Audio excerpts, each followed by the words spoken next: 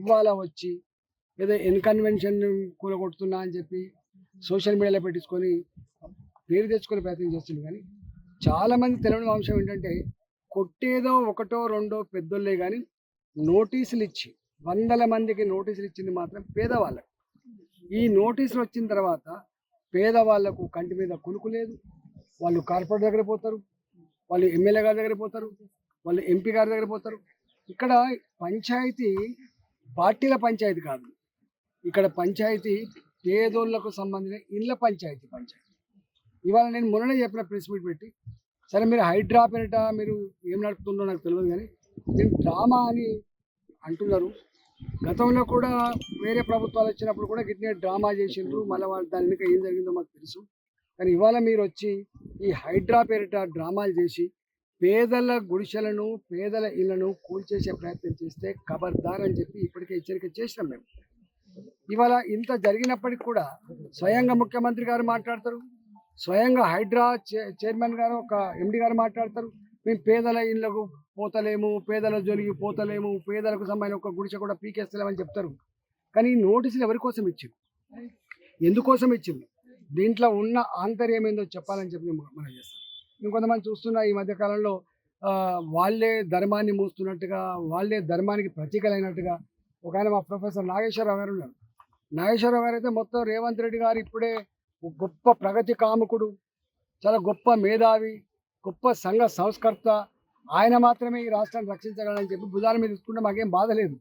కానీ నాగేశ్వరరావు గారు తెలియంది ఏంటంటే, నీకు తెలిసింది ఒక ఇన్కన్వెన్షనే తప్ప నీకు తెలియంది అస్మత్పేట చెరువుల్లో 125 మంది పేదల కన్నీళ్ళ గురించి నీకు తెలుసా నాగేశ్వరరావు గారు?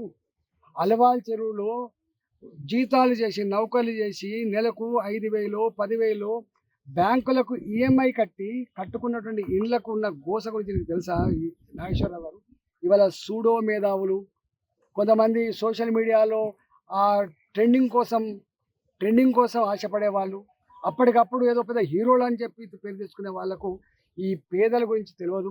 ఇలా సరూర్ నగర్ చెరువు, షఫీల్గూడ చెరువు, ఇవాళ అస్మత్పేట చెరువు, అల్వాల్ చెరువు, ఒక్క మాటలో చెప్పాలంటే ఈ మల్కాజిగిరి పార్లమెంటు పరిధిలో వందల చెర్ల కింద ఉన్నటువంటి పేదల కన్నీళ్ళ బాధ గురించి ఇప్పటికే నేను ప్రస్తావించే ప్రయత్నం చేసిన.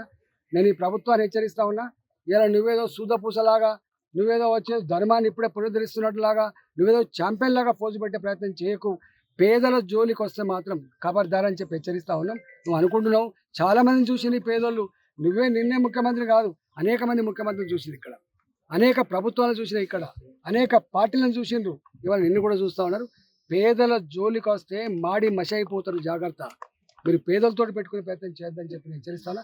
ఇలా ఇవన్నీ కూడా మీ ప్రెస్ వాళ్ళు కూడా చెప్పాల్సింది, మరి ఎందుకు చేస్తలేరు కానీ అంత ఇన్కన్వెన్షన్ గురించి మాట్లాడుతున్నారు, అంత ఏదో కూలగొట్టినటువంటి ఇంకేదో పెద్దల గురించి మాట్లాడుతున్నారు. కానీ ఇన్ని సంవత్సరాలుగా ఉంటున్నటువంటి పేదల గాథల గురించి కానీ, వాళ్ళకు వచ్చిన నోటీసుల గురించి కానీ, ఆ నోటీసులు స్వీకరించిన తర్వాత వాళ్ళలో ఉన్నటువంటి ఆందోళన గురించి ఒక్కరు కూడా చెప్పకపోవడం బాధ అనిపిస్తూ ఉంది.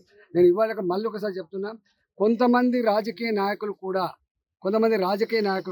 అదే పని కట్టుకొని షెర్ల చుట్టూ తిరుగుతున్నారు, కట్టల చుట్టూ తిరుగుతున్నారు. నేను అంటున్నా, షెర్ల చుట్టూ కాలువల చుట్టూ తిరిగేది ప్రభుత్వం తిరుగుతుంది, కానీ పేదల గూళ్ళ చుట్టూ తిరిగే ప్రయత్నం చేయండి, పేదల బాధ అర్థం చేసుకునే ప్రయత్నం చేయండి, పేదలకు అండగా ఉండే ప్రయత్నం చేయండి తప్ప ఇలా ఇట్లాంటి పిచ్చి పని చేస్తే మంచిది కాదని చెప్పి హెచ్చరిస్తా ఉన్నాం. భారతీయ జనతా పార్టీ ఇప్పుడు నరసింహ గారు ఉన్నారు, టీఆర్ఎస్ పార్టీ, నేను భారతీయ జనతా పార్టీ ఎంపీని. ఇక్కడ ఇష్యూ ఇక్కడ పార్టీల ఇష్యూ కాదు. ఆయన 15 సంవత్సరాలు ఇక్కడ ఉంటాడు. వారు అడిగిన ఒక ప్రశ్న, కబ్జాల గురించి, మేము చెప్పినాం, కబ్జాల గురించి ఆనాడే కనుక పట్టించుకొని ఉంటే ఇలా ఇన్కన్వెన్షన్కి బాధ్యులు ఎవరండి? ఇన్కన్వెన్షన్ పర్మిషన్ వచ్చిన నాడు రోషా గారి ప్రభుత్వం ఉన్నది, కాంగ్రెస్ పార్టీ ప్రభుత్వం ఉన్నది. ఇలా ఆనాడు కలెక్టర్ లేడా అక్కడ, ఆనాడు జిహెచ్ఎంసీ లేదా అక్కడ, ఆనాడు కట్టుకుంటున్నప్పుడు ప్లానింగ్ డిపార్ట్మెంట్ ఏం చేస్తున్నట్టు? అసలైన తొలి వెలుగు. ఫాలో వాట్సాప్ @తొలి వెలుగు official.